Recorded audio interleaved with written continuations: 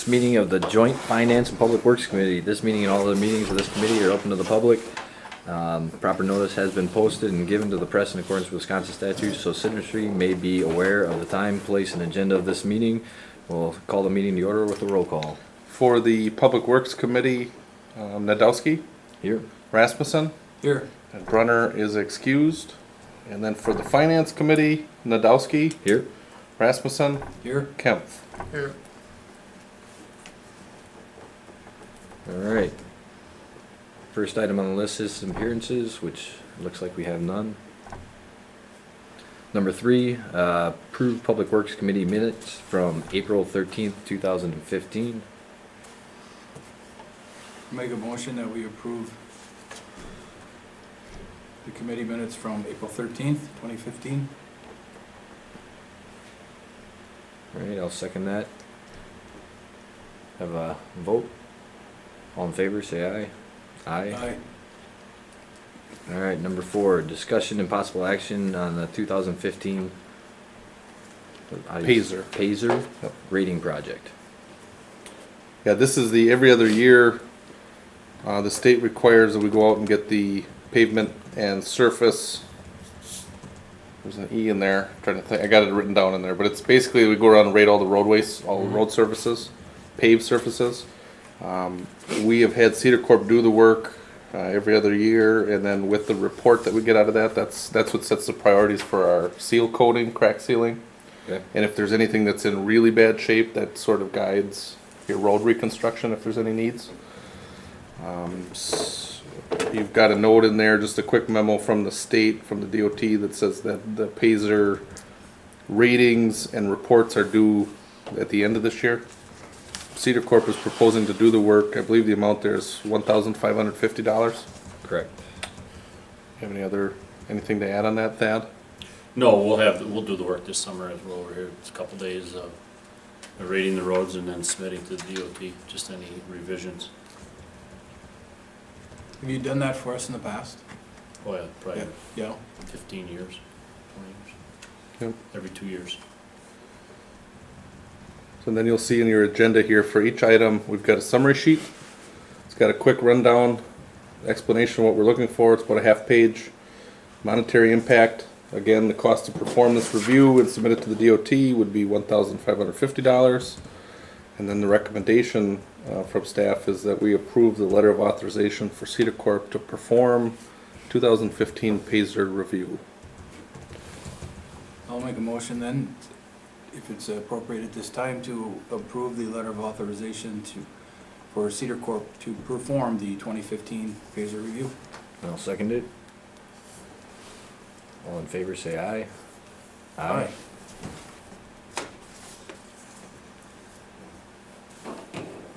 All right, on to the next item. Let's get scrolled down here. You're writing anyway, so I suppose we got a little bit. Yep, no, it's good. All right, next is the discussion and possible action on the contract A15 bids for the water treatment plant upgrade project. Yep, so this is for the wastewater treatment plant. Excuse me. Got the construction bids. We did have a couple of meetings, I believe April 30th. And was there one on the 20th? April 20th, we had a joint finance public works. That's when we had reviewed A15, which is the treatment plant, B15, which is the road and utility work that you already approved, and then the contract C15, which is the municipal building, City Hall. So we did run through with the bids that were received. The base bid, which is the low, $5,059,223 from Myron Construction. The next then would be C.D. Smith, which is higher by $319,184. So the base bid, the low here, is Myron Construction. As we had talked about, there are some alternates, deductive alternates that are listed there. And in a way, what that would be are some of the optional items that we had selected to throw on the project. Depending on what the cost would be, you would have the ability to take them off and reduce the cost. The one thing that I would mention, and that we've talked about, is that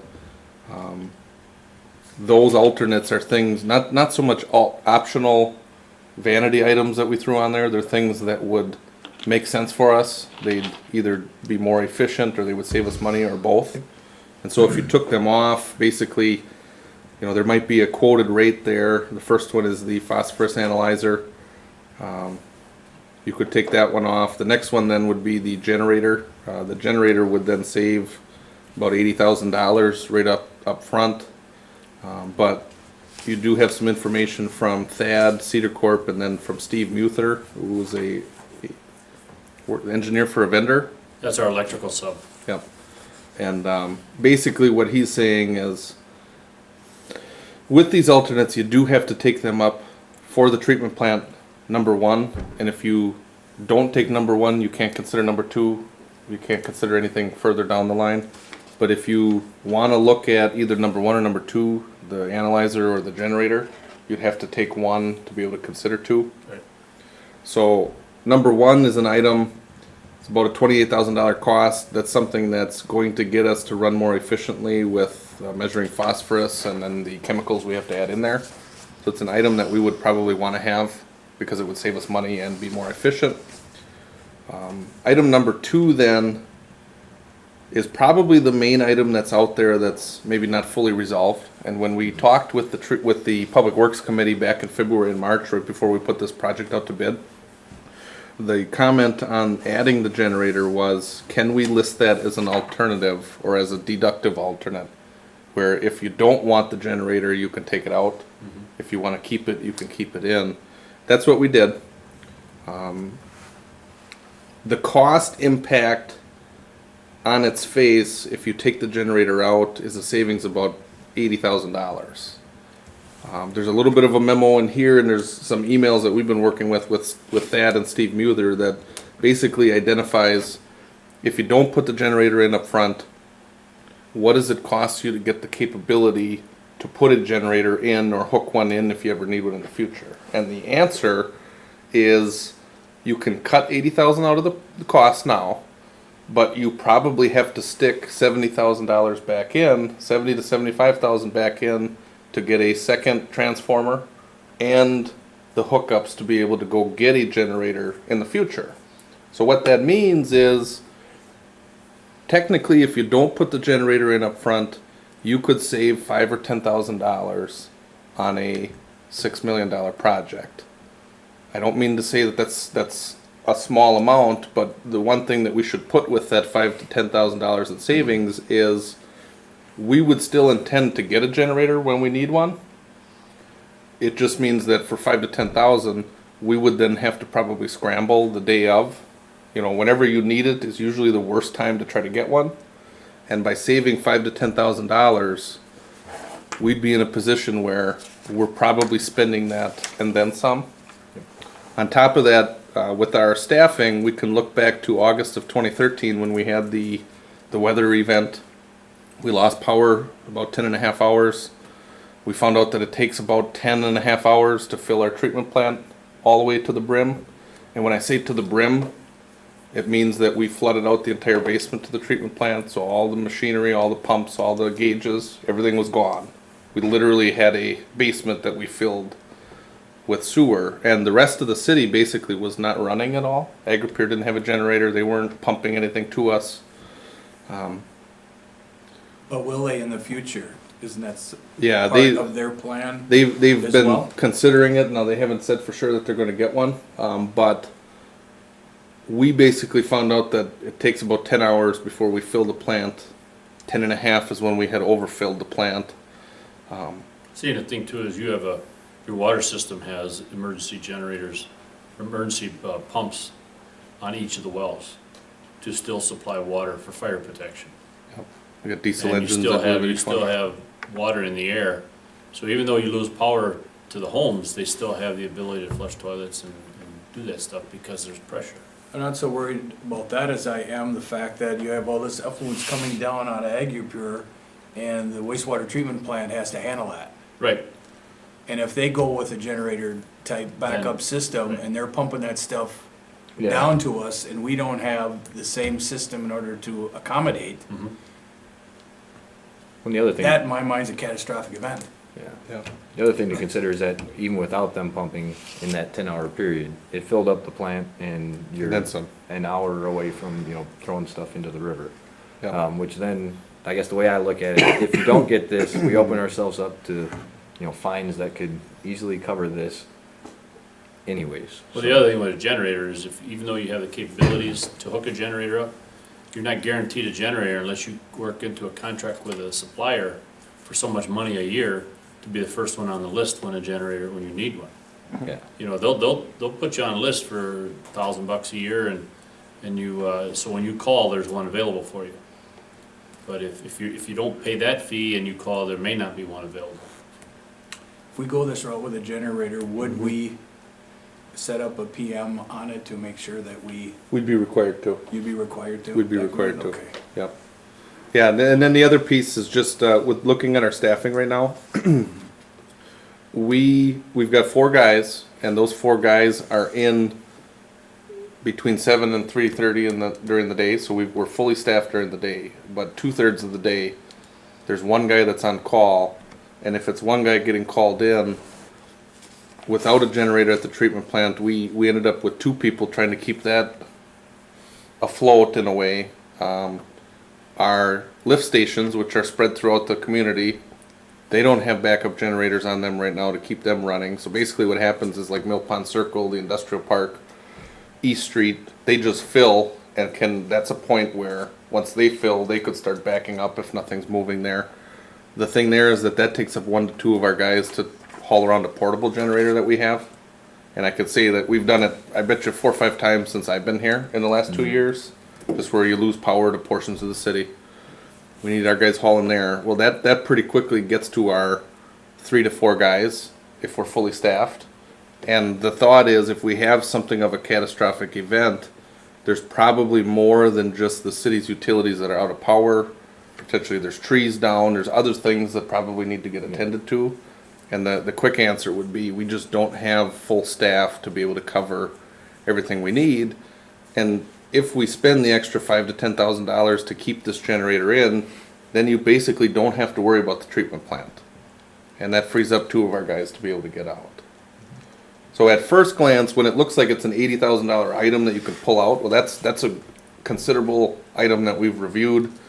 And we've gotten down to the point where, well, when do you need a generator?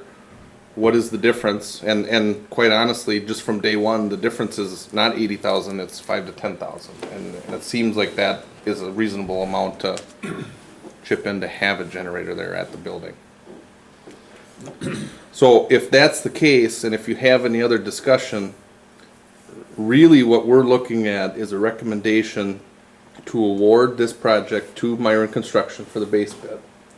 And those alternates that are out there, we feel comfortable with the financing situation that we have in place with our service agreements, taking a look at our rates, that will be able to afford $5,059,223 as a base for the project.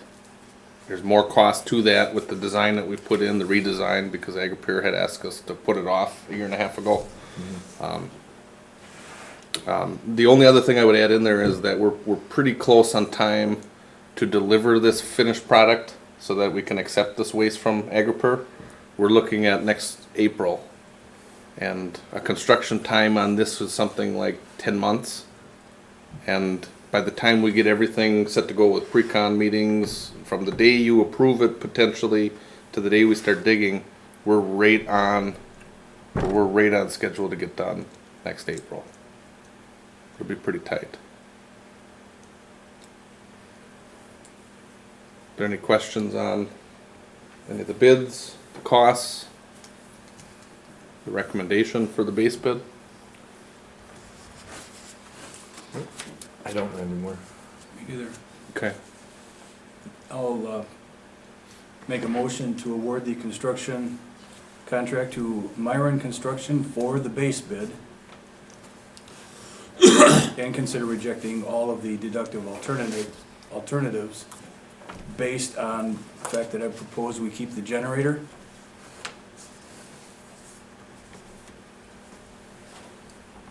I feel that's in the best interest for the infrastructure of our wastewater utilities.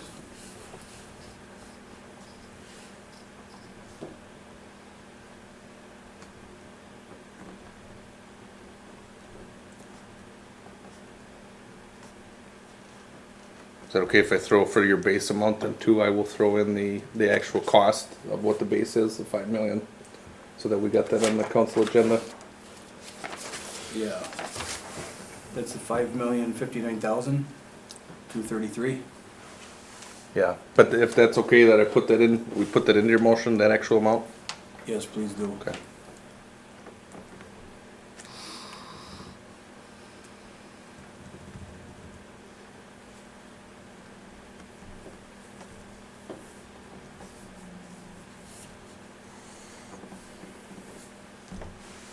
So we had a motion, One second. okay? And all in favor, say aye. Aye. Aye. All right.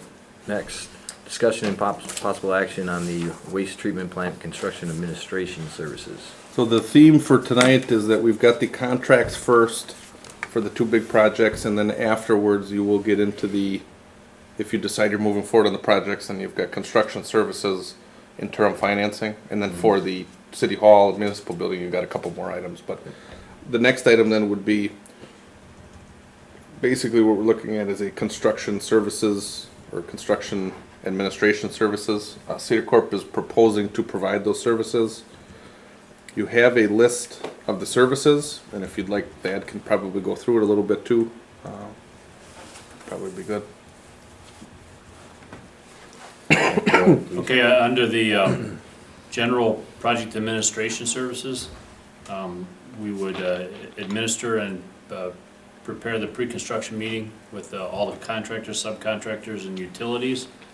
We'll interpret the drawings and specifications, so contractor has questions about different things. Vendors, subcontractors will answer all those with the intent of what the contract was. Periodically, the designer of the process and electrical will be out on site to make sure it's being constructed as designed. Interpretation of the reports, you've got concrete tests, leakage tests, compaction tests, those type of testing reports that are coming through. We'll be reviewing those and approving or disallowing those. Reviewing all the shop drawings and manufacturing data for every piece of equipment that goes into the project, as well as shop drawings for steel, concrete reinforcement, roofing, windows, everything that's been specified. Review all requests for information and change orders.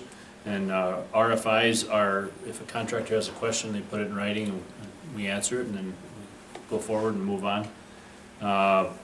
When the project is completed, we go through all the closeout documents, make sure that all their subcontractors have been paid. They provide lien waivers. We go through and make sure the record drawings are completed. Their bond counsel or bonding company allows us consent of surety, means that they've paid everybody and everything's taken care of. So the city is no longer on the hook for those. Substantial and final completion inspections. Substantial completion is when the contract is completed to the intent of what the contract documents were. And the final completion is when everything's done and accepted by the city, and then we go forward. Preparation of record drawings that were provided from the contractors. And then after 1 year, we go through a warranty review, make sure everything's operating correctly.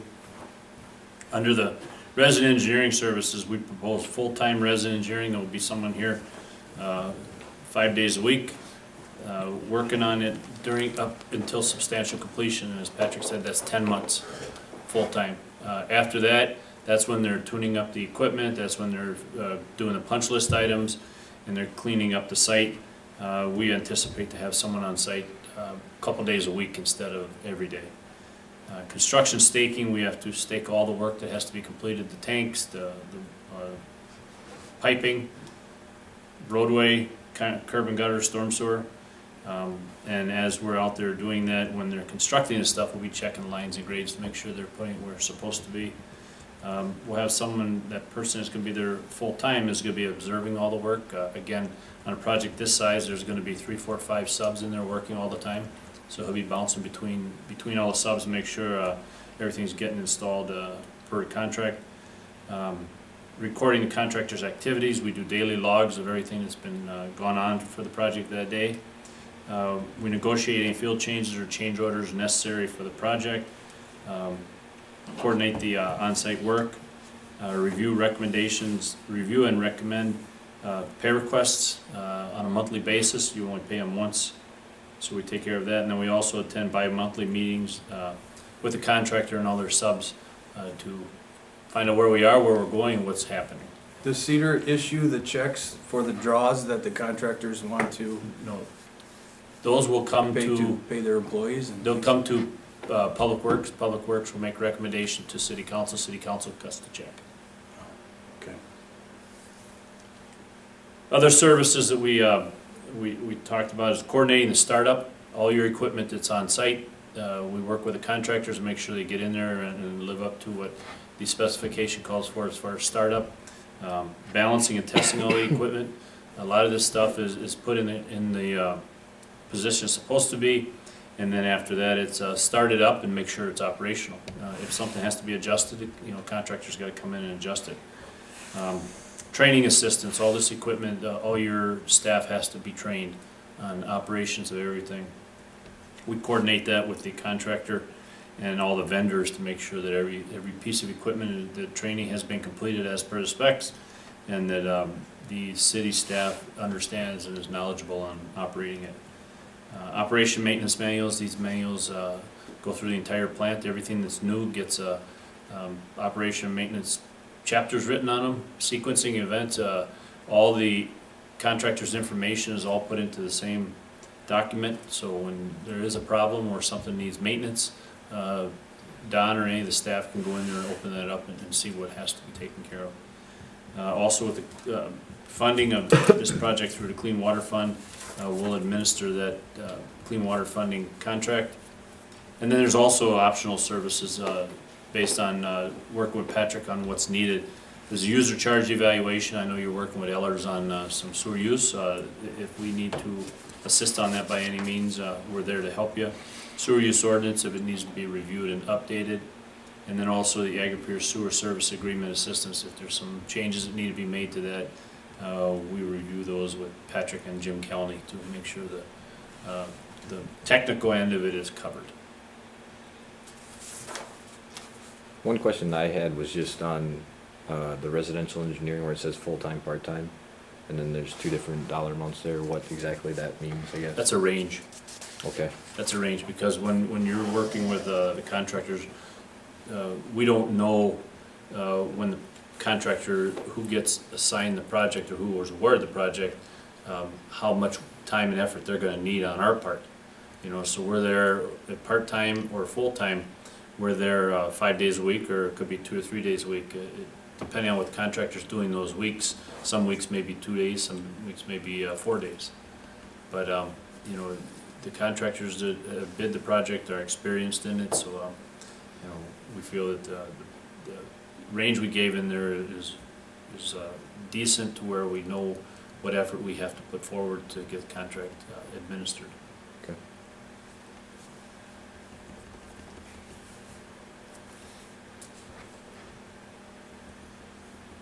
So in the range overall, then, with the costs that they're proposing, it's estimated between $490,000 and $515,000.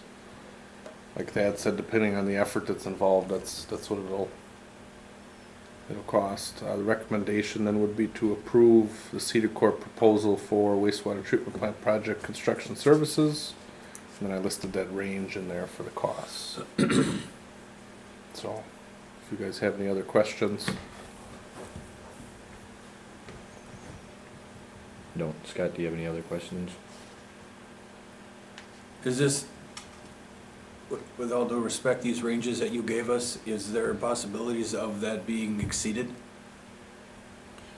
At this point in time, we feel that the range we gave you is adequate to do the work. Again, if we run into a lot of problems with the contractor, then, you could see that, or him or his subs. We don't feel there will be at this point in time. That's why we give you a range instead of saying this is what it's gonna be. In your experience, have you witnessed that in the past? Have I had that happen? Yes, I have. It depends upon the contractors.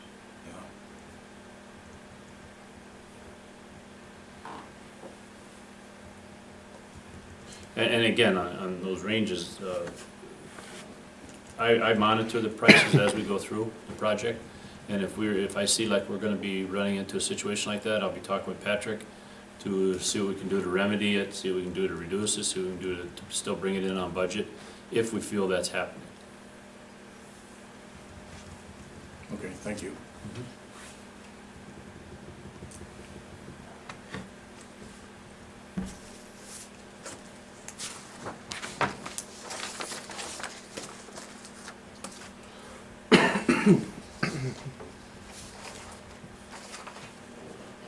Any other questions?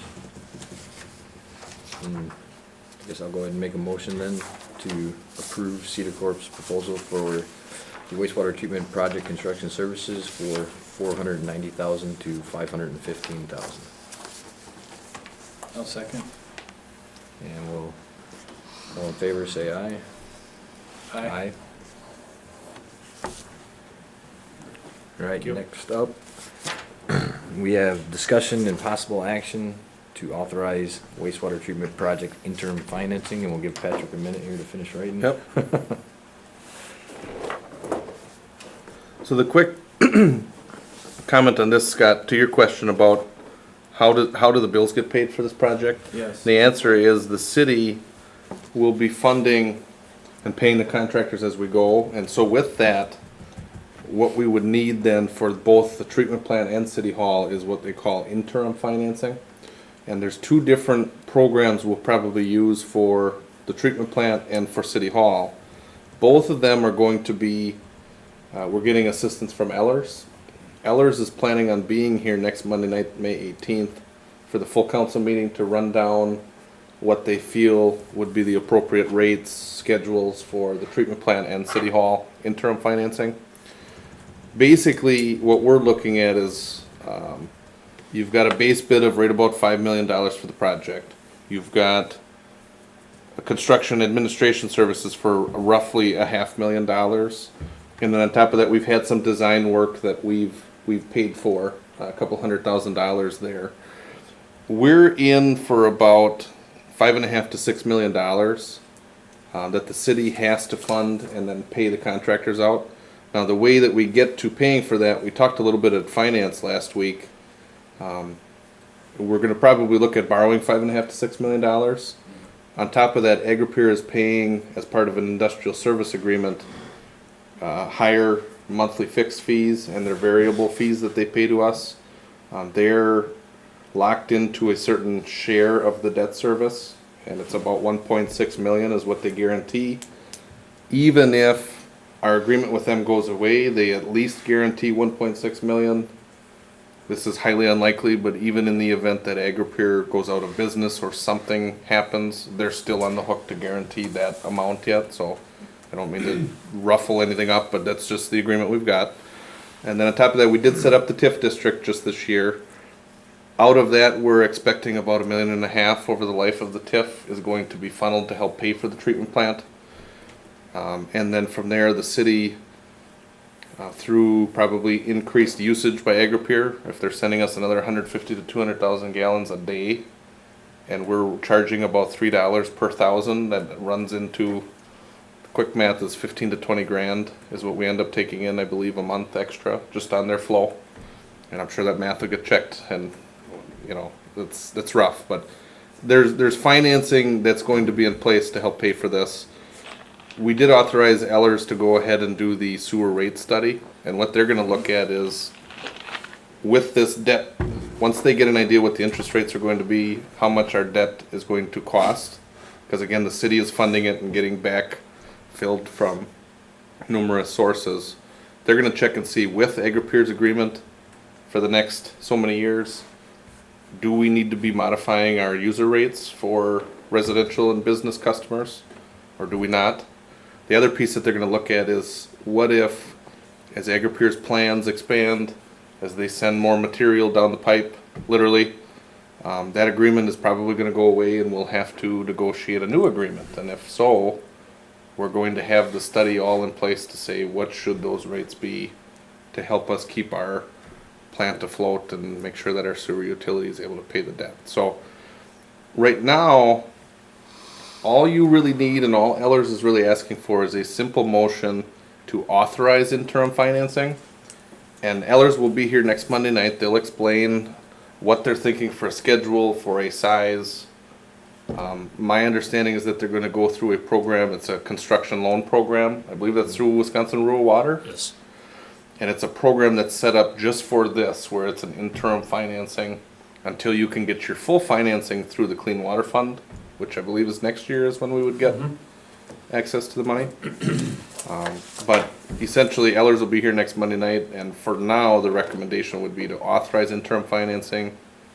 We would then, in June or July, set a sale or set the action to get that financing then, so.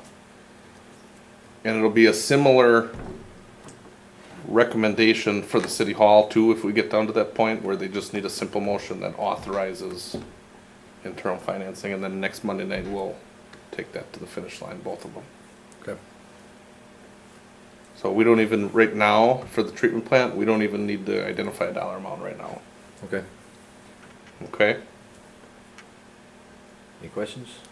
This is a pretty good deal. You've got 1.6 from Agupure, $1.5 million for the TIF over the life of the TIF, plus the projected And we're building a sewer plan to rate take more stuff. adjustments. Yeah, you got half of it paid by somebody else already. Yeah, It's $3 million, so. yeah. I mean, we're, ideally, the agreement we're in, it'd be nice that that first item, that there's more being put in fixed fees through that service agreement, but the big key there is gonna be that the industrial users aren't getting a break, so they pay per 1,000 gallons, they pay the same rate that everyone else does, sending water for, through their homes out to the sewer plant, so that'll help. I mean, we're building the plant to be able to take more material, and our revenue is based on the amount of material we take, so. Sure. But this time, then, I'd like to make a recommendation authorizing interim financing to be issued for the wastewater treatment project. I will second it. All in favor, say aye. Aye. Aye.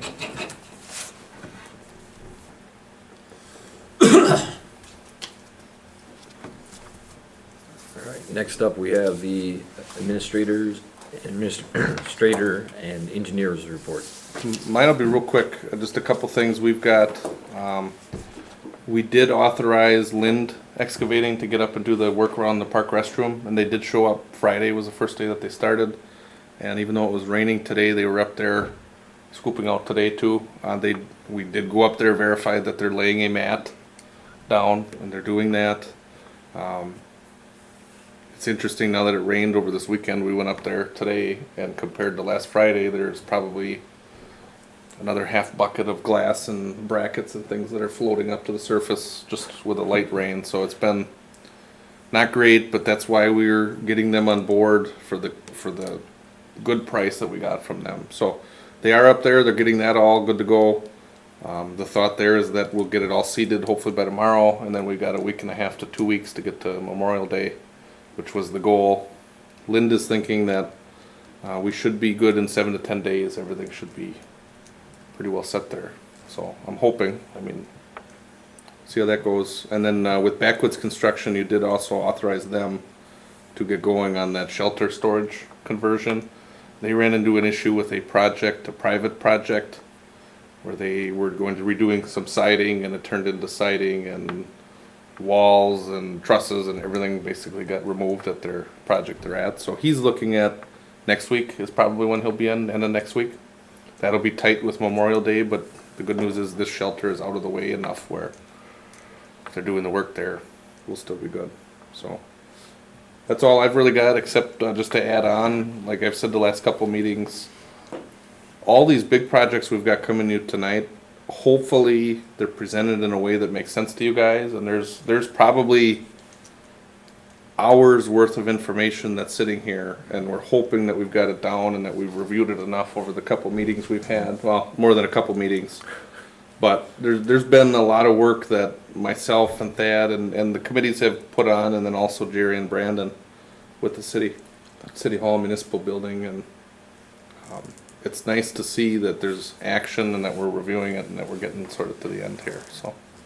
I appreciate the It's a good thing. synopsises that you put together, Yeah. everybody. It's a little easier to wrap your head around when you see it that way. Yeah, You did a real nice job on the packaged tonight, That's so good. appreciate it.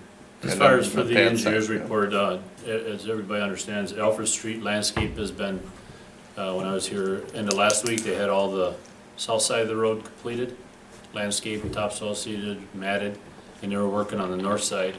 And I didn't get a chance to run out there today, but they should be done this week, pending the rain. And then also with B15 with DeGroat, the replacing the sewer on Third Avenue, that work will start next Monday from today. And we will, I anticipate about 5-6 days worth of work, and then a couple of days for restoration of the pavement and the curb and gutter. We did look at that one hole on the end of the road. We're I gonna see take it. care of that. Created another path. Well, that was there. where they crossed with their Yeah. trench, and then just Wow. about 20 feet from that is where that hole is. Yeah, I was hoping they were getting that too. So we'll dig that out and then patch it so it'll be Okay. passable. Again, that road is on the CIP for repair a couple years down the road. But DeGroat will be in there Okay. Monday next week, barring any changes to their schedule. Will that be shut down in its entirety for travel, or, There'll always be traffic one way in and out. okay, will that accommodate milk haulers? Has to, It has to? has to. Or are they diverted off of Mill Street down to the There's opposite end? there's nowhere else for them to go other than through the construction site, so. And then, Well, they Presto, have been going through there. They've the been milk pulling haulers in. have been pulling in through there? Yeah. We should double check on I that. haven't- When it's been dry, it might Betw- be okay. Yeah, between, but when it's been between wet, the it's been foundry and the building. Yeah, Really? They park on Mill Street, and when somebody's available, then they'll pull in there. The milk haulers or the big 18-wheelers? No, not the 18-wheelers, it was a Oh. tanker. Really? I don't think the tankers, the milk trucks can't get through there, I don't think. Unless they changed it in the last couple of days, but I know there's a lot of big trucks going in there, That but one did. Yeah, Yeah. and maybe it's Maybe confused. they I know know where I've it's been by supposed a to ton go. of tankers on Third. there ain't much room. Contractor knows he has to keep the road open for one lane. Now, they're gonna be casting their spoils that way, and they'll be, with a loader putting the material back and stuff, but Yeah. they still have to keep it open and allow the trucks and traffic to go in and out. What's the shift change at, 5. what time they start? There's 5 a.m. and 5 p.m. And that's the thing too, is we gotta keep the road open to Presto too, Yep. because there's no way Yep. other ways Yeah, around. 5 and 5 there, so. Then that should be, And then the day people usually come in around 7 to 4, but that's not a huge number of people. They'll sprinkle in anywhere from 5 to 7 in the morning. okay.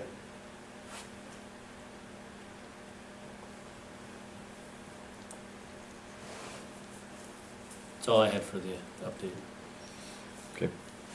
All right, we need to set the Public Works meeting for June. Usually we've been on the second Monday. If the second Monday is the case, that would be June 8th. June 8th. Sounds like a plan. Right around 6 PM, good? Sure. That's typically, I think, what you've had, 6:30, somewhere in there. Okay. Next on the list, in the finance section, we have we'll be looking for a motion to go to closed session pursuant to 19.85 Wisconsin statute, deliberation of or negotiation for purchase of public properties, the investment of public funds, or the conduct of other specified private business, or public business, sorry, whenever competitive or bargaining reasons require a closed session.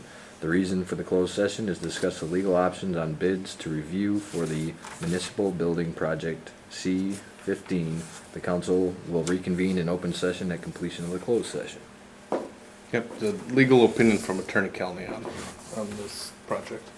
Ah, Bids. Yep, okay. legal opinion. Yep. What did I say?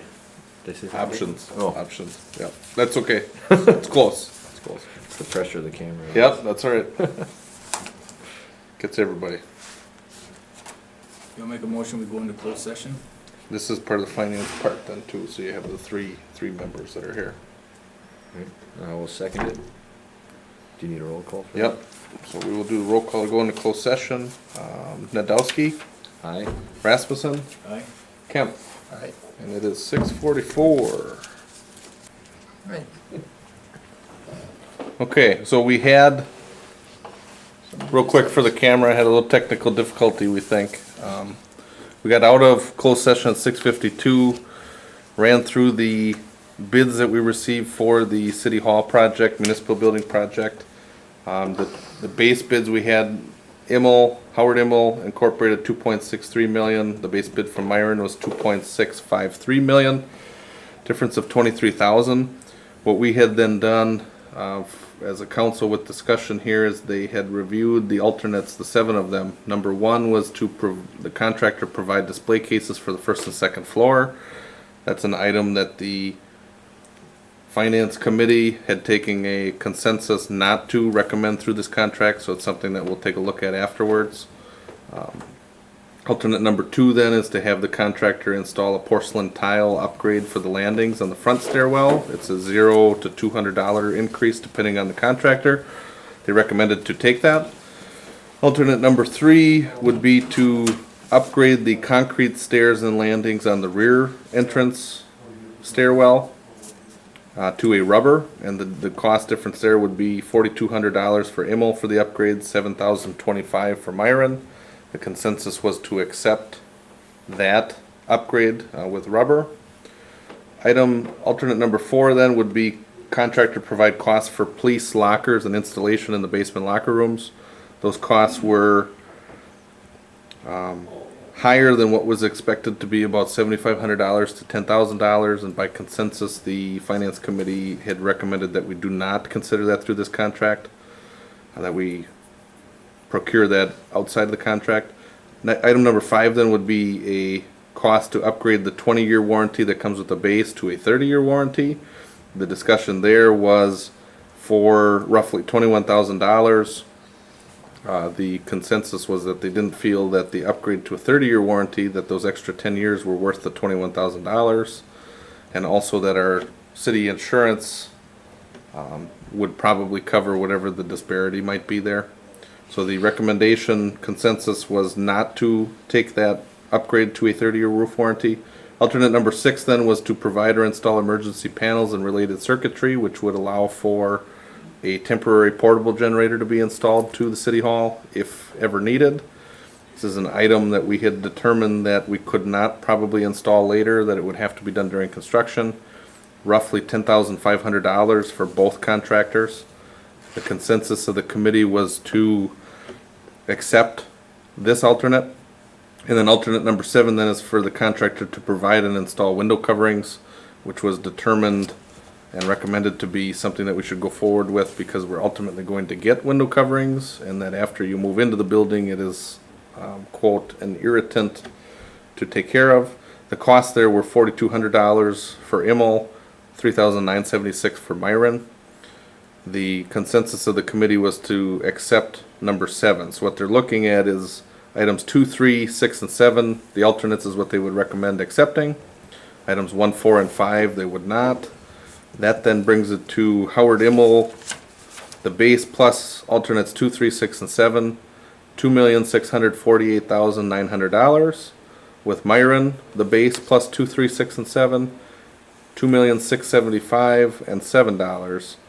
The low bidder then would be Howard Immel. There was a recommendation, a motion by Chair Nadowski, seconded by Rasmussen, to approve or recommend approval of the base bid from Howard Immel with the alternates 2, 3, 6, and 7 at a cost of $2,648,900. There was a roll call vote, and there were ayes from Nadowski, Rasmussen, and Kempf. That is 3 ayes to 0 nays. We took a 5-minute recess, and we are now back from that recess. All right. Next item is discussion and possible action on municipal building construction administration services.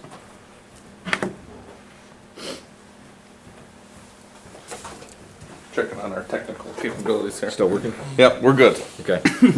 So now that you've made the recommendation to approve or award the bid to Howard Immel for the City Hall Municipal Building Project, that recommendation again will go to next week's council meeting. Now there's a number of items based off of that recommendation that we would need to address. This first one then would be the construction administration services. There's a proposal from Cedar Corp. Thad, if you'd like to run down that. Sure, I Real can go quick, just with through, the components there, that I would can be go good. through the same list of items that we did in the past for the treatment plant. The general project administration is administering the pre-construction conference with all the contractors and subcontractors and vendors. Interpretation of the drawings and specifications. Periodic designer site visits from Corey, my structural engineers, electrical engineers, so forth, will be on site to evaluate the construction being included. Interpretation of the reports, again, the concrete reports and so forth. Review all the shop drawings and manufacturing data for all the materials being installed in the building. Review requests for RFIs and change orders.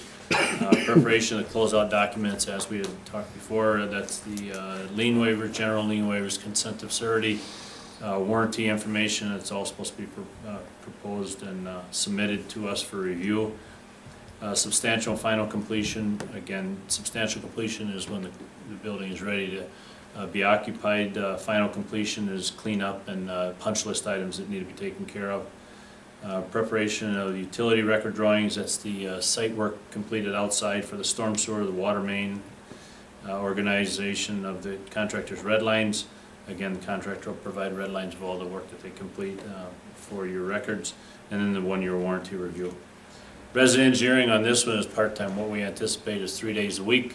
Again, while it may be a little bit more intense as they're coming out of the ground, but once they're out of the ground, like with any building, they can do all the electrical, wiring, plumbing, and so forth, and we can take a look at that before they close it up.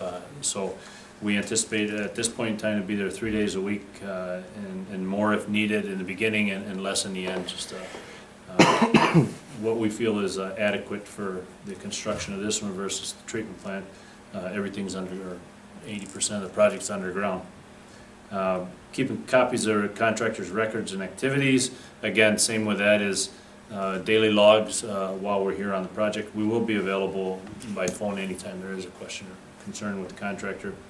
On-site negotiating of field changes and change orders, on-site coordination, review and recommendation of payment requests. Again, the same as the one for the treatment plant. Payment requests will come to us for review, approval, and then it'll come to the city for actual payment. And then there will be, contractor will have weekly progress meetings, but we'll make sure we're at the bi-monthly ones every 2 weeks to discuss issues that are going on, schedules and so forth, progress on the meeting. Other services, the startup and balancing of the testing of all the equipment the contractor installs, coordination and training assistance, all equipment by the contractor. Again, we'll also be working with your IT vendor to make sure everything goes smooth in their installations along with ours. And then organize the contractor's operation and maintenance manuals. So that's the work we'll be completing on this project. Again, on the resident engineering, we have spreads on all these estimated time and cost. Again, that comes from the contractor's abilities and contractors, everything's going smooth. Should be good. It allows some time in there for additional time if need be to monitor and observe the construction going on.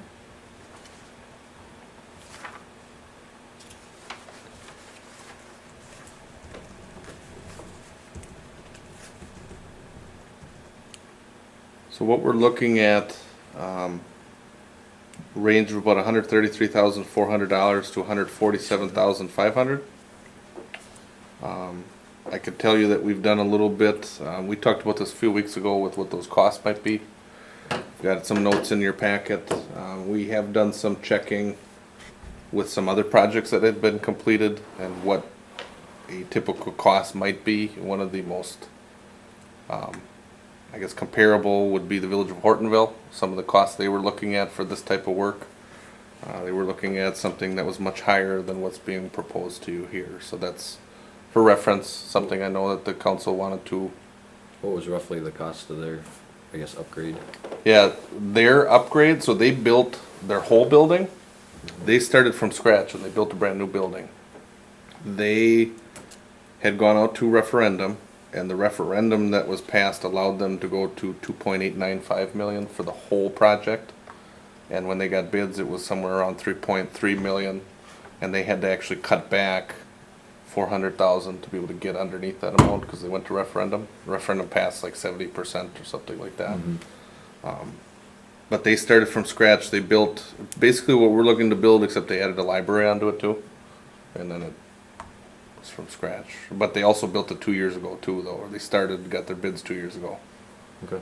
So it's comparable in cost, comparable pretty much in scope, except for the fact that they started and built from scratch, and we're renovating everything, but we're not starting really from scratch though with all of it. So a recommendation then would be to approve the Cedar Corp proposal for the municipal building construction services for, again, the range 133,400 to 147,500. Any questions? All right, I'll make a motion to approve Cedar Court proposal for the municipal building construction services for $133,400 to $147,500.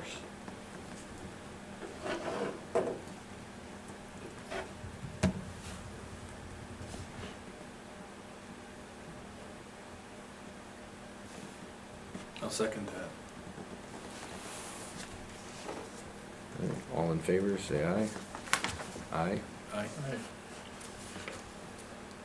All right. Next item on the list, discussion and possible action on to authorize municipal building interim financing. So again, just as we talked about with the treatment plant, these are after you look at awarding, you look at construction services. Also then have to look at how do we pay for this? How do we get funding to pay the bills as they come due? The thought here, because we're using probably a much different program than what the treatment plant would use with Clean Water Fund and construction loan funding, this we would be looking out on the market. And what Ellers had advised was that whatever the amount is that you take out for an interim financing, when it comes time to do your permanent financing, which is slated to be 2017, if you set a dollar amount interim, you can't expand on that. So you can't say I want to borrow $2.5 million interim and then turn around and get $3 million in your permanent financing. What you would be able to get in your permanent financing would be probably the GO notes or the rural development loans or whatever it would be. You'd want to pick a number now, and the number that we're looking at is probably around $3 million because the project itself is based off of the construction bids, the construction services, contingency, technology, furniture, those items that are still hanging out there yet. We're looking at probably $3 to $3.2 million, somewhere in there. We haven't yet identified how much money we've got to pay down on the project or how much we could, but it's looking like if we would identify roughly $3 million for interim, that we wouldn't need any more than that for our permanent financing, but we have the option to buy that down to say maybe $2.5 million or $2 million if that's how much you wanted to take out in the future for your permanent financing. So you have any questions on how that works? That whatever your permanent or your interim level is, you can't go any higher for permanent, but you can come back though. And with this, basically what we're looking for is just a simple motion again to authorize interim financing with the idea that we're looking at roughly $3 million. And Ellers will be here again next Monday night to take a look at, how would you go about getting that borrowing? What would the impact be? You have a couple of pages of projections that are in your packet. And basically what Ellers has been using along the way here the last 8 to 10 months is they've taken 2.2, 2.6, 3, 3.5 million and run projections. And the only thing that we've really got in front of you just for reference now is $3 million. The way Ellers would structure this, and they'll get into it more next week, but the interim financing we would have access to this summer so that whenever the funding would come to us this summer, if it's approved, and then our bills from whatever date that they start construction, you can assume that a month or 2 months after that is when we'll have to start paying our bills. Knowing what Ellers is able to do is they take a look at what our general obligation debt is right now. And the key, and I think we've talked about this a little bit at committee, is that up until 2017, we have the 2003 and the 2010 debt that's out there. So we're paying, it comes out to be about $150,000 in debt we pay on old road projects right now. And in 2017, one of them comes off the books, the 2003. Basically, that's going to chop, I want to say it's about $100,000 off of what our general debt would be in 2017, 2018. The way that Ellers would set up our interim financing would be, we get access to the money now, but we wouldn't be looking at making any payments until 2017 when you take out your permanent financing. So technically, we wouldn't make a payment on the interim. Our first payment would be, we take out our full financing and pay off the interim all in one shot. And with that, that gives us some leeway because for the next 2-3 years, we're paying more in the next 2-3 years already than what we will pay in 2018. And by 2022, all of our outstanding debt today, general debt, is going to be paid off. So when we're looking at about $140,000 today in general payments, when City Hall comes online, we're gonna be looking at about $200,000 in our debt payment. So we'll be paying probably another $60,000 to $70,000 annually above what we're paying now in our general debt. But on top of that, right now we set aside $300,000 a year that we put into a capital projects fund. And out of that fund, we were able to pay $300,000 for the East Alfred Street project without having to bond. So this year we paid for that, or last year. And we also built the brand new park restroom for north of $150,000, $160,000. Now those are projects that we were able to pay for, but we didn't have to bond because we were setting aside $300,000 a year. The intent, so you guys know, is that out of that money that we have in the general budget, any difference in paying for City Hall for this debt is probably very likely going to come out of that money that we set aside in a fund. So rather than setting the money aside to pay for projects, some of that would probably be diverted to pay your debt on this project. With that, legally, we can't raise taxes any higher just for this project. That's something we've talked about a couple times. But you can take a look. It's hard to look exactly on page number 4 of this agenda item. When you look in the yellow, it says, what is the impact on a home valued at $100,000? Now the scanning, it's tiny because it looks out over 20 years. But basically right now, today, we don't have any City Hall debt on here. We just have our general debt that's out there now. A home valued at $100,000 is paying $171 a year towards the debt that we're already paying.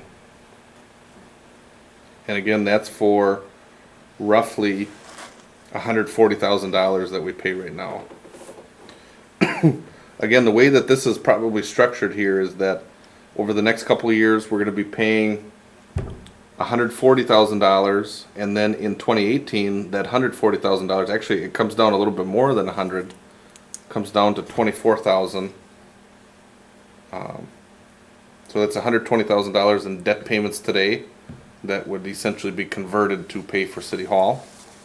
And we would probably take some of that $300,000, and again, instead of setting it aside to pay for projects, we would just put it on the bill to pay these projects. The big thing that's sort of a new development or a recent development is that when I've been projecting how do we pay for this borrowing, a lot of people have asked, can we afford it? We can, because we're setting aside a lot of that money up front now. What I had thought was that probably immediately we would have to be paying back the interim. And so I had thought we'd be looking at $100,000 to $150,000 this year we'd have to be paying. That's not the case though, because for the first 2 years we don't have to pay down on City Hall. And with that, there's $400,000 to $500,000 that I had assumed that we would be paying down right away, that technically you could convert as a down payment on the City Hall project, if you needed There you to. go. But when we're talking about a down payment, the down payment doesn't technically kick in until 1 or 2 years from now when you take out your regular financing. Now, that's all, it's a quick and easy description, but Ellers will be here next Monday to talk about it. And you'll see, so the impact on a $100,000 home, it goes up and down as we try to mesh our 2017-18 debt that comes off, and then between 2018 and 22, some more debt comes off, and then 2022 through 2036 is basically right now, it would just be City Hall debt that's out there, but these are all projections. Basically, what we're looking at is, from today, the increase on a $100,000 home above what you're paying today on debt is probably about $70 a year. Increase above what you're paying. Now that ends up being $240 to $250 a year, but again, right now you're paying $171 a year. Because our tax rate comes in about $8.16, a $100,000 home is paying $816 in city property taxes. So that's a lot there that I'm sure Ellers will come back and repeat back to you, but the big thing here is that what we're looking for is a simple recommendation to authorize interim financing, and then if you're okay with that $3 million figure, knowing that there's something put into that, we don't expect to have to borrow any more than that, but you can certainly come down and borrow less in the end.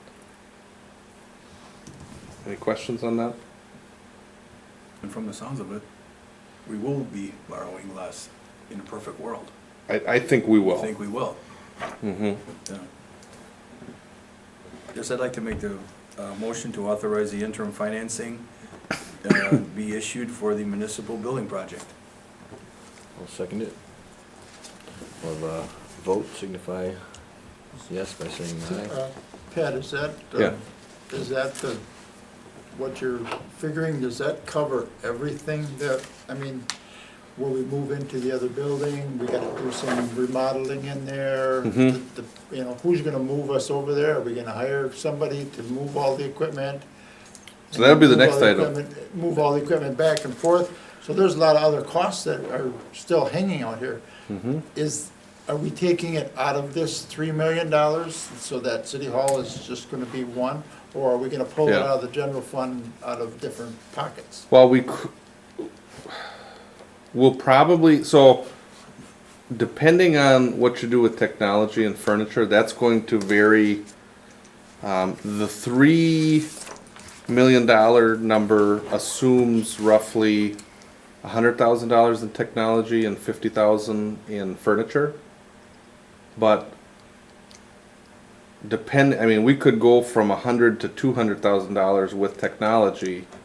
And you have an item at the end here to talk about the new server and whether you consider the server part of City Hall or just part of, we just have to do that. Really what's gonna happen, so if we get the interim financing, that money will be brought to us to then pay the bills. And it'll get put in the capital account. And then as these items come due, we'll be paying it out of the capital account. I'd anticipate that we're probably looking at assuming at least $200,000 is going to come out of the funds we have on hand right now. So until we figure out furniture technology, the next item we'll talk about the temporary, and I'm thinking that's about a $10,000 item, and that's probably what I'm gonna ask you guys to consider is 10,000, and I'll get to how I got to that number. But one of the things we're gonna have to look into is how quick do we need to move out of the building? Would you authorize the temporary, are we moving out, period, which will be the next item? And then it's gonna be, are we all spending a lot of weekends packing everything up to move it over? Or do we go hire a company to do it for us, and we didn't wanna do a whole lot of really, because of all these other items, we haven't sat down, I mean, we've kinda all, between myself, Jerry and Brandon and the girls in the office, we've sat and looked at each other and said, this is gonna be, I mean, I think somebody mentioned, you asked how old the building was. We've got, not that we've got 100 years worth of stuff in the building we gotta move, but we've been in the building and we haven't had to move out in many years. So how much work is gonna be in that, and it seems overwhelming, But I don't think. for nobody sure, has ever- but Nobody has really talked about that, have they? Or we've tried to talked figure about it? what would all be involved. We haven't put a dollar amount to it yet, though. But we've talked, we've Because thought on our end, cause, You yeah, take like the police department, they're working their regular hours, but then you got Jerry and Brandon and the rest that are gonna have to box their stuff up. We got you and the girls in the office Mhm. working your regular hours. Plus then you're gonna have to be boxing stuff up, mm-hmm. So is there gonna be, are we gonna be paying overtime? Has anybody discussed any of this? Jerry and I How are we gonna do salary, it? so. Well, then you guys are Oh, I'm working, kidding, you yeah, no, guys are no, working, no. you guys are I'm working kidding. 24 hours a day then, okay? And the council's paid by meeting, so I don't know if you consider that a meeting or not. But. Yeah. But, I mean, it's No, just it's- something that we yeah. haven't, nobody's ever discussed or said. And maybe we'll get there with the next item, but Okay. for sure, so it's been discussed, kinda like all these things have been discussed, but they've been discussed on our end, and there's words that, when you think of the enormity of what this project is probably gonna take on, there's words that I can't say on camera here, but I think you can, it's a big deal, and I can tell you that tomorrow morning is when we know for sure, or we get a sense, is this gonna happen? There are some things that are gonna put the brakes on how quick this happens, so, and that's what we'll get to next. But I think we've actually probably figured everything out, or got a recommendation on everything, except what if we go get a professional mover? Or, what would it cost for that? But then the problem is, how much of that stuff do we wanna move into a new city hall? And if we've got, like on my end, I need to hold on to 7 to 8 years of records. Well, we have records from like meetings from the 70s and the 80s that it's awesome that we have them, and it's really nice, especially for me when the minutes are pretty basic, to go back and see what were they looking at. But the problem is that's all paper and stuff, and we could probably scan it or get somebody, maybe an intern or somebody, to come in and just start scanning away for months, and then we can get rid of paper that way. But on my end, it's more not, my stuff's not as sensitive as what the police stuff is, so that might be the bigger issue. We'll talk a little bit more on the next item though, for sure, because there's some timing there that'll be. Alright, so we got a motion or a recommendation in a second. The only thing we need to do is, for in favor, vote aye. So, I'll vote aye. Aye. Alright, next item is discussion and possible action on the authorization of temporary city hall / police office. So, I'm not the best artist, but I've got. Mason did a nice job with this. Yeah. There's a couple versions of this. If you guys maybe, you know what, I can send share, this I can one. share with you. Yeah, we can do that. That'll work. Essentially, what we're looking at is the building at 123 East Main Street. And in your packet there, you've got a photo of what the inside of that building looks like. Basically, it's just an empty storefront, or it's an empty store building. It's a big open area. At first, Jerry and Brandon and myself, and we met with Steve Levy, who owns the building.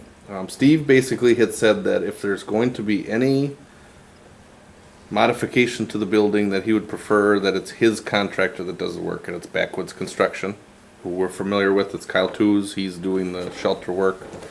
He's done some sealing of doors at City Hall for us, so he's done work for us, and it's gone well.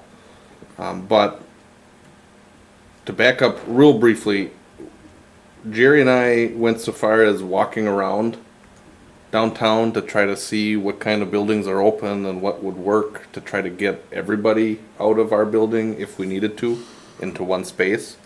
The first option was to go to the old middle school and use those offices there. Now, the school district had said that they would potentially be open to that, but, and I'm paraphrasing this real quick, not quoting them at all, but the thought there was that whenever that office space had been vacated and turned into like storage, that the water and the heat and everything was just shut off. And I think that was probably 10 years ago. But when they went over to do some preliminary, let's try to get everything up and running, they had found that the work that would be required just to get the building into shape where they could see if we could use it would be probably $15,000 worth of plumbing and electrical and HVAC upgrades. And of course, they would probably ask us to chip in for that part. And that would just be getting the building up to shape there, not any cleaning or anything else.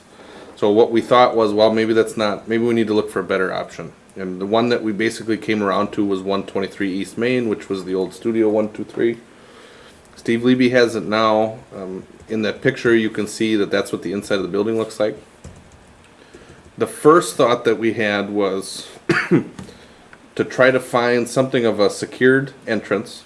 So have like a little lobby area. And on this little diagram that you've got, you will see the black dotted lines. Essentially, it would be a wall to be installed so that the door opens, people turn to the right. There's a little bit of a lobby area there in that laid back window. And the thought there would be that we would plop, where Becky and Katrina sit now, they've got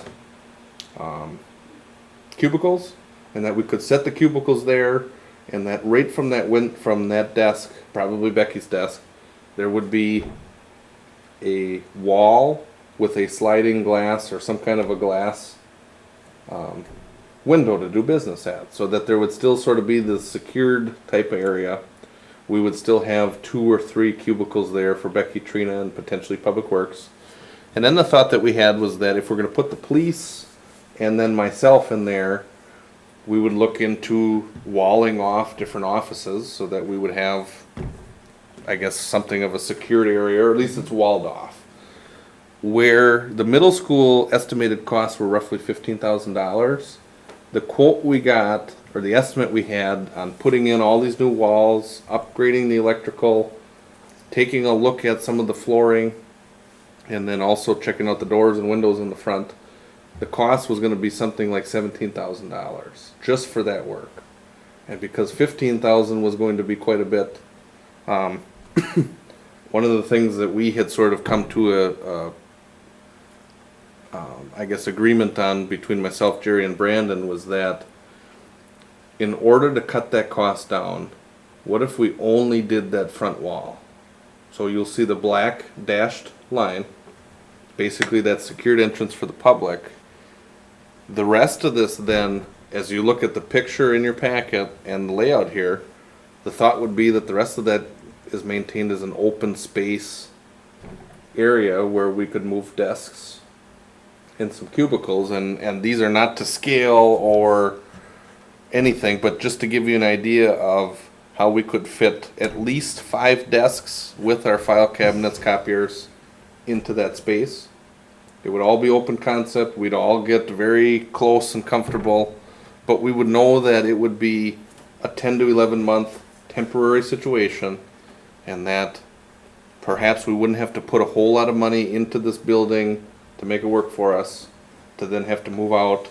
And then for Steve Leby, if he wants to keep this as an open store, if we only put in 1 or 2 walls up at the front, there's not a whole lot that he's got to pull out to return it back to a store. Where if we put in 3, 4 offices, well, that's quite a bit of work. And not only is it quite a bit of work, but then you have to upgrade the HVAC to make sure there's venting in each little room. And basically what we were able to do with a $17,000 estimate with walls is to cut $11,000 off of that. And so with this concept here, there's also room at the front where we could put a conference table. The thought would be that our meetings, our committee meetings for sure, could be held in that office space where all of our records are. Not that we don't need to go to the library, but at least everything's just right there. You don't have to haul it all around. Sure. It might not be big enough for council meetings, but we're looking at getting it up to snuff there. So the cost for some electrical, getting some walls, and then also on the front of the building, it's like a wooden siding that's kind of rotting off. The thought there would be that it would be taken off and then something of a metal or a nicer finish could get put on there, somewhat cheap, but it would look nice. That would be about $6,100. A couple of the things we're looking at are with Mr. Leby, knowing that that's a space he can rent. What would be a reasonable rent? Basically, what we're looking into is what is the estimated taxes that he pays in the building, and the justification for that would be for Peterson Park. The city doesn't own that land; we essentially lease it. We pay the property taxes as our lease. So none of these are final numbers, but it's just numbers that have been tossed around. You know, what would a lease be? Could it line up with the property taxes? And then the other item that we're probably looking into is if we put in a wall and if it needs to be torn out when we leave, what is the cost for that? And the estimate is that it's about $400 or $500. So even if we're looking at $1,500 in a rent type payment, you add that to the $6,100, that gets us to $7,600. If you look at the picture, not that's looking at the front door, it's the bottom picture, you can see that there's some staining in some of that carpet. And there's like a tile that runs down the middle of and that's what that kind of runway looks like down the middle. Some of that is discolored and sort of wavy or bumpy. What Backwoods Construction is able to do is probably, they've been able to quote out either rolled carpet that we could just roll out if we needed it, or carpet squares if we need it. So we've got an estimated cost, or a unit cost, not a total cost for carpet. And also with HVAC, there are units in this building, but they just haven't been fired back up, so it might be a fire up cost to get that going. In general, we don't have a definite cost on what our temporary space might be, but what we're thinking is that in general, it's probably going to be about a $10,000 expense, which is less than 15 when we considered the school to start, and less than 17 to start with walls here. Again, it's not the most ideal, but it's temporary, and it keeps us all under the same roof.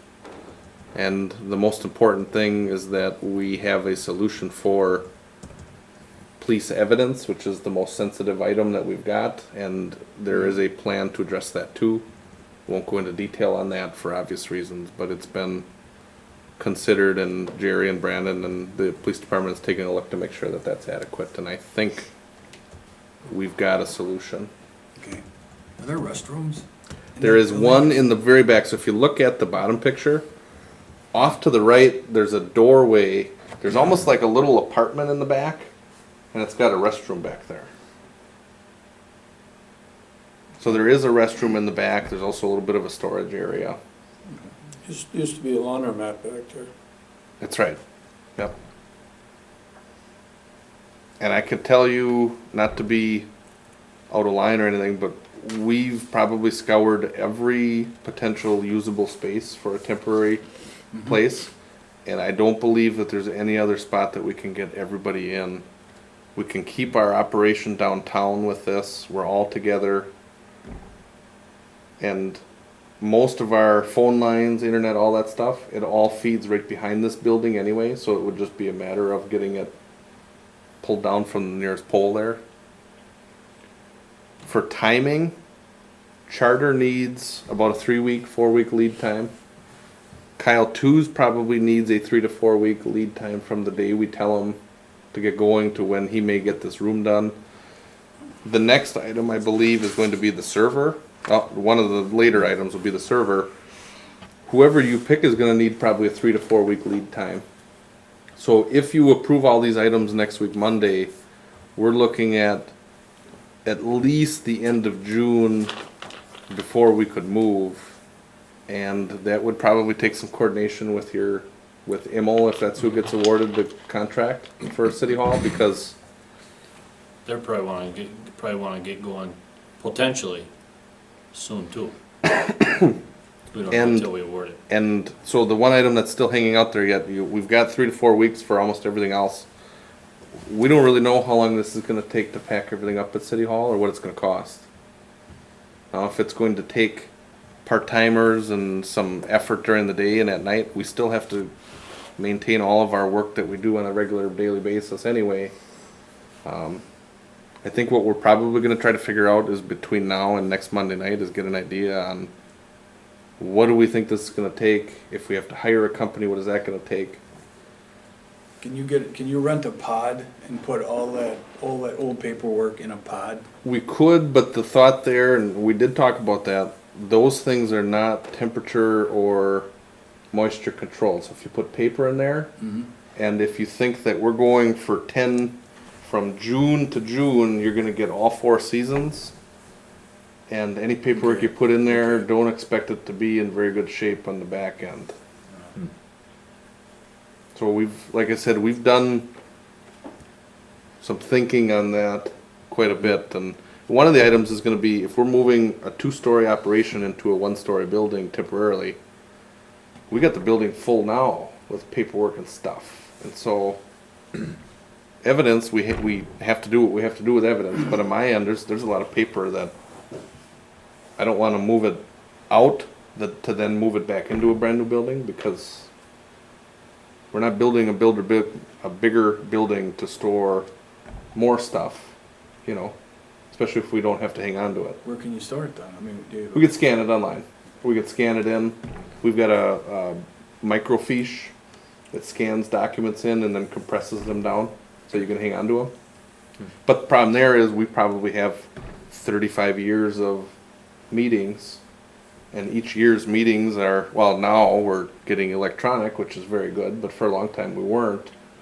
And that's quite a bit of paperwork that wow. maybe we don't move it, but we at least scan through it. Yeah. We've got, between the 3 of us, we've got some meetings the rest of this weekend. Yeah, We're say gonna to be even talking, scan so. all that stuff, we almost need the server first, wouldn't we? To have space If we- for it. Well, we do have an external hard drive right now Oh, that okay. we're able to store our meeting video on, because that's quite a bit of space. For $200, we can get, you know, I wouldn't call it temporary storage, but it's temporary Yeah. to have it on a hard drive. So yeah, I guess the paperwork, there's a lot of solutions out there, especially with that timing being right around summer. Mm-hmm. Yeah. Do you have to save it all? No, technically, we only have to save for a lot of things up to 7 years worth of documents. Then shred it. I think so. The one thing that's nice is that you have a window of time in the last, well, I'll say all the way up, anytime before I was here. If we go back, so one of the items we looked at was the garbage fee. What's the history of the garbage fee? Well, almost all of that is on paper when you took actions. Not all of it's on, we don't have it all electronically now.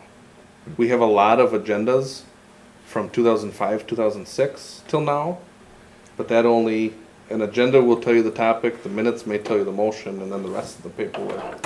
You know, probably almost To the be file. faster just to save it all though right now than, cause you'd spend It could, and then more maybe in the time trying to sort. in the temporary office, maybe then that's when we bring somebody in, and for 10 months we tell them to Yeah. scan, so we don't, I just don't wanna move it into the new building.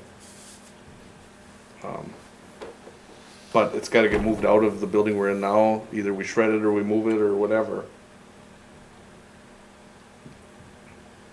So even though it feels like we're taking a lot of action and there'll be relief on things, that move effort is gonna be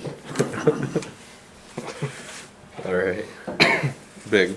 So right now, the thought is, we think we have a temporary solution. And So in this case, you we're just haven't looking to technically authorized temporary, authorize you to start the offices, actions on but, this, you basically. know, maybe what I would recommend or what I would ask for is an authorization or authorized temporary city hall police office for an estimated cost of $10,000. But then what I will do is we'll update you on, as that gets more firm, Mhm. how that would work. And I think what we're probably gonna try to figure out this week is what is the move-out cost gonna be? What might it be? Update that number for council next week, Monday. Okay. He'll have to have, pretty much have to be able to tell them to go in and put the walls in that you want. Yeah. Because they'll have to go in because, you just, in the last meeting, you just said that he was going to be working on the garage. In a week and a half, Yeah, the garage up at the park. Well, which one is gonna be the top priority? Right. I was thinking the same thing. He's thinking the garage is gonna be 2-3 day project, but Oh, it'd be nice to really quick say, Right, this is probably gonna be quicker, I mean, needed more than what that shelter is right now. yeah, they're both needed quite a bit, but yeah, because you could, I mean, stuff moving could happen before people, before internet, before whatever. yeah. Yeah. That'll be the big thing, is moving stuff. All right.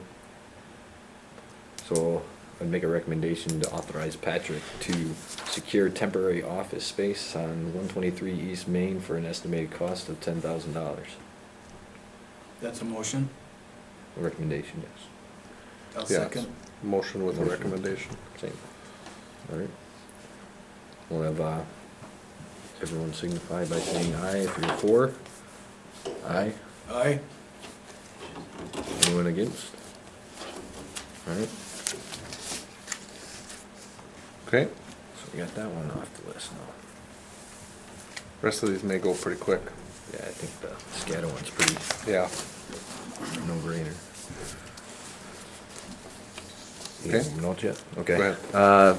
Number 15, so we got the discussion and possible action, on relocating the SCADA water control system. What we're looking at is, this is we have our, basically our water control system, which is our water alarms, water controls. That's in a cabinet and a computer that's in the lobby of City Hall, or in the main area. Regardless of what we do with this system, we do have to move it out of City Hall. The intent would be, we could move this to the treatment plant, because that's where most of our wastewater controls are. With the wastewater treatment plant, one of the items Thad had mentioned to me that I hadn't added in our summary in the packet was that the intent with the treatment plant project is that we're upgrading the whole system there. But the thought here would be, we have to move this system out of City Hall. If we're going to move it out, it probably makes sense to put it at the treatment plant. The problem we have when we look at quotes is that technically we have two systems now, that basically you can only run through the vendor that runs and operates your system to move it. In this case, we have it's LW Allen, but it's a different, Electronics. yes, that's right. But that company is able to move the system because they're the ones that monitor and maintain our system for us now. The estimate that they gave was, I believe it's $6,620. Essentially, this is something that with electronics, they would have to be the ones that come in, take it down, set it up at the treatment plant, make sure we've got antennas and wiring and that everything's all angled to communicate with that system. And it would be an estimated cost of $6,620. So again, we're getting this out of City Hall because you're looking at doing this project here. We talked about that years ago. Trying to get it down. Trying to get it out of there. Yeah. Yeah. Because it should be down there where the guys are. Yeah, Mhm. the nice thing too is you got the generator I'll make the on the motion. dock too. Yep. I'll make the motion that we, to approve that. Okay.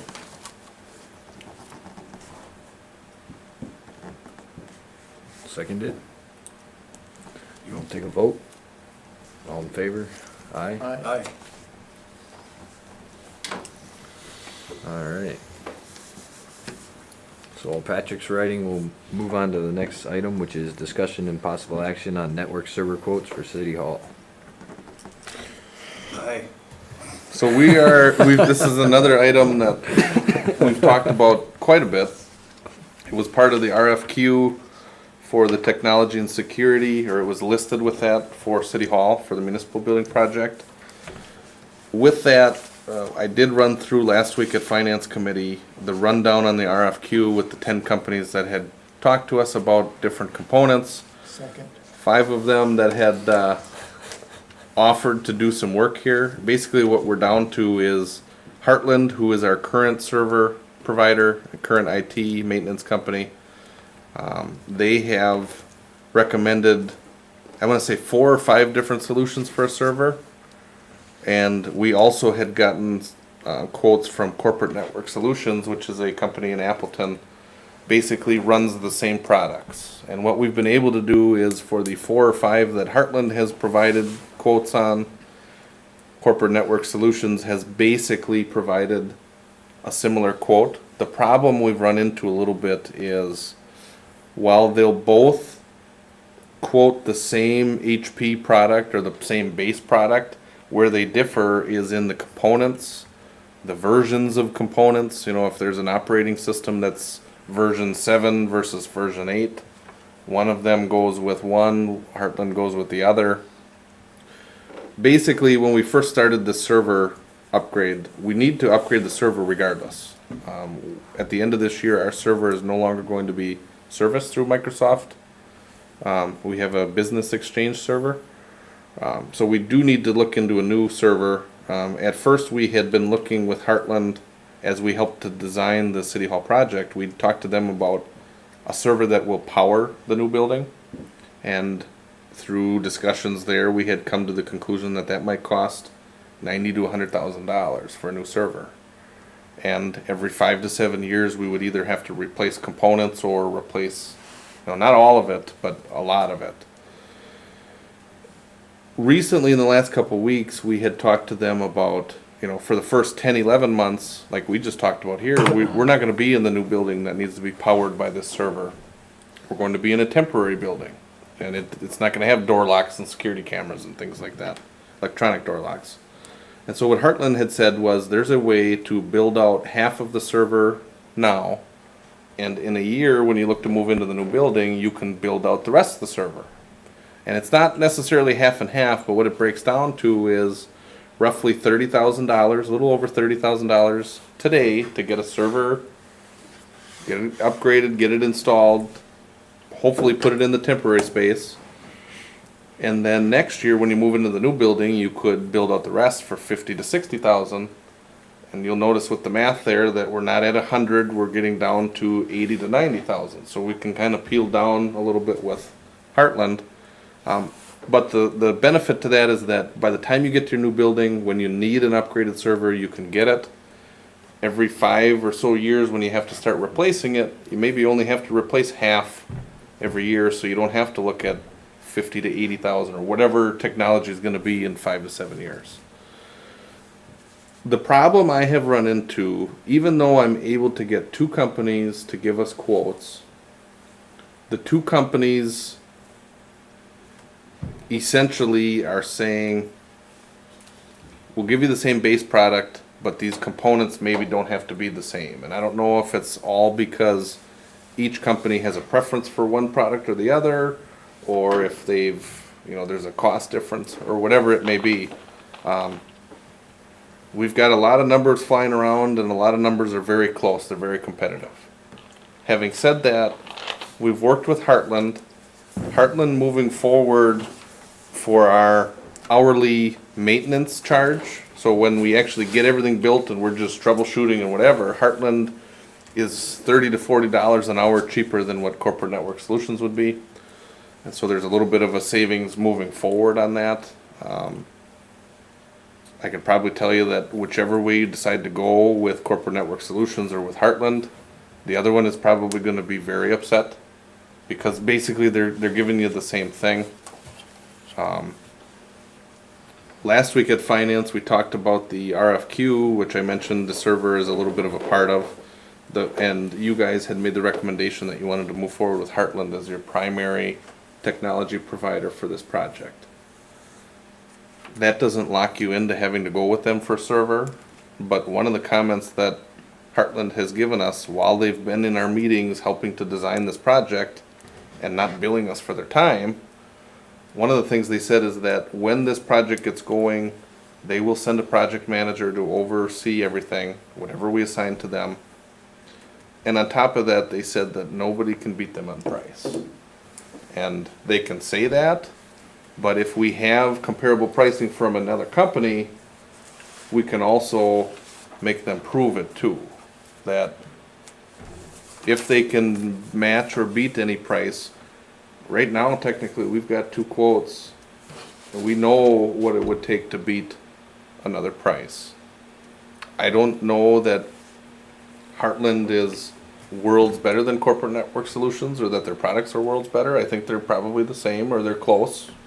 But what I can tell you is that Heartland has put a heck of a lot of effort into this project, has not billed us for anything at all. And not that that needs to tip the scales, but So, they've been with us. They know what we need. so your long story short, Yeah. we're going by the quotes that we have here? Yeah. Now, Then these aren't, and I think a couple meetings ago I talked about trying to get apples to a comparable fruit. The base product is the same. It's HP ProLiant. I think it's DL380P Generation 9. You can see that. Now where it differs is in if we want wireless, if you want different mail servers, those types of things. There's a little bit of a difference there. Basically what we're looking at right now is getting an action or recommendation on the base, the server itself. And I think if we can get a recommendation, and the recommendation would be to go with Heartland's proposal, we will clarify that what we've got in there, and Heartland had given a quote of $32,000, and their quote of $32,000 includes the installation into the new building. Now, we may end up turning around, whoever you go with in a year then would have to build out the product and then move it into the big city hall, but And corporate networks 37, correct? yes. yes, now there's a couple, 37,240. but it's, you can't look at it as 32 to 37 because in corporate network solutions, they've got, so if you need an annual backup product, they've got a couple products in there that are either a one-time or they're giving you a quote on what an annual price might be if you wanted to take it. That Barracuda? There's that. There's a couple things there. In a way, what I would look at with this is, you know, if you're picking a vendor to move forward with on your solutions, like we did with the City Hall project, the thought would be that Heartland is going to be competitive and I can probably speak for a few people here, probably the most beneficial for what we're looking to do. And again, that's not to knock the other company. Yeah, I see slight differences from like 2012 Microsoft, whatever technical stuff, to 2013, whatever technical stuff after that. Which I'm sure if there's something largely important about that based on my comments, you could probably get that put in there. Or Yeah. at least I would hope, so. And so, as we've gone through this process, what I've done is basically, if I've had to share specs with the companies, trying to get them to get close, I'd white out the pricing, so neither of them knew what was what. Yeah. They were just throwing numbers, but behind the scenes, we've got numbers from both, so. And we've made motions and accepted Heartland as our Primary. Recommended primary- that to the council next Yes. week, so, We haven't made that yeah, council yet. yeah. No, but I know that's the direction we're going with that.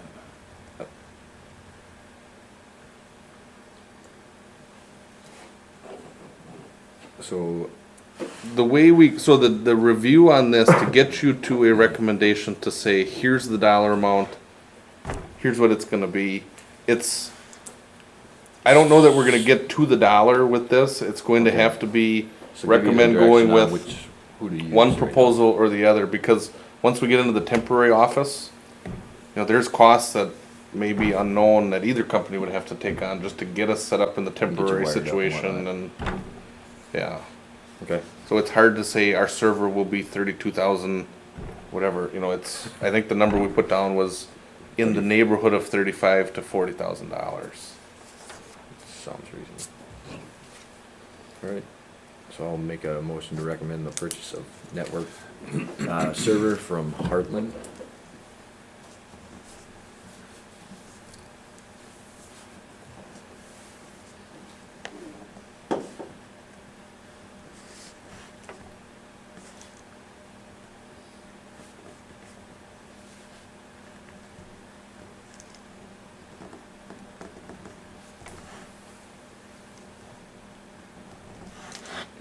I'll second it.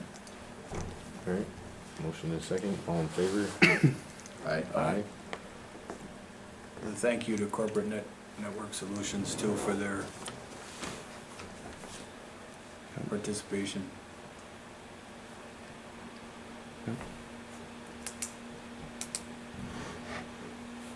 All right, well, Believe it or not, that might be every item we got.